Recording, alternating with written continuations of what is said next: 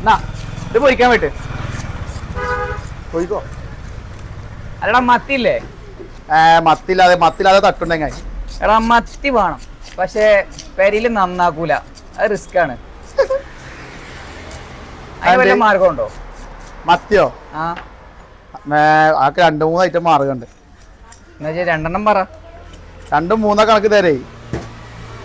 മത്തിയേ ഈ ചെതുമ്പല് കളയണാണല്ലോ ഏറ്റവും ബുദ്ധിമുട്ട്.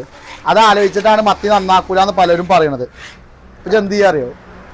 മത്തി കൊണ്ടുപോയിട്ടേ 1 മണിക്കൂർ 1.5 മണിക്കൂർ മത്തി വെള്ളത്തിലിട്ടു. ആ സമയം കൊണ്ട് നമുക്ക് മത്തി വെച്ചുണ്ടായിക്കൂടെ എന്നൊക്കെ ആലോചിച്ചു.